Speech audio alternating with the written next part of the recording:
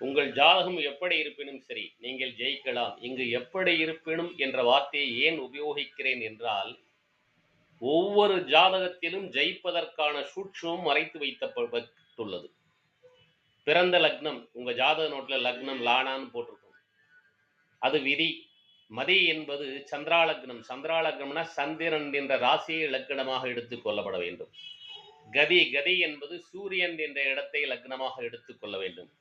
இவ்வாறு விதி, மதி, கதி என்ற மூன்றின் அடிப்படையிலும் உங்கள் ஜாதகத்தில் மூன்றின் அடிப்படையிலும் 1, 4, 7, 10 பாவங்கள், 2, 5, 8, 11 பாவங்கள், 1, 5, 9 பாவங்கள் மற்றும் திதி, யோகம், கரணம், மாந்தி இவற்றையெல்லாம் பார்க்க வேண்டும். இது எதுவுமே சரியா இல்லைன்னா இந்த லக்னத்தை பார்க்கணும்.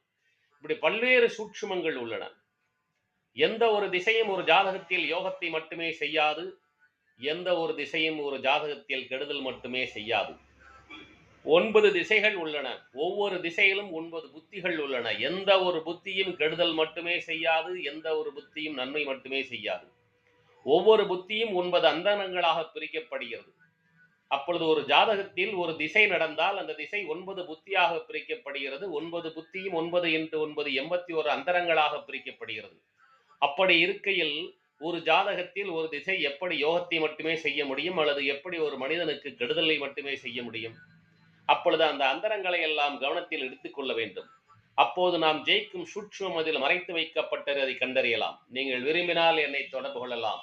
எல்லாம் வல்ல இறையருளின் சக்தியாலும் அந்த இறையருள் எனக்கு கொடுத்த 42 வருட ஜோதிட அனுபவத்தாலும் என்னால் அந்த சூட்சுமத்தை உங்களுக்கு இறை அனுமதியுடன் சொல்லித்தர முடியும்.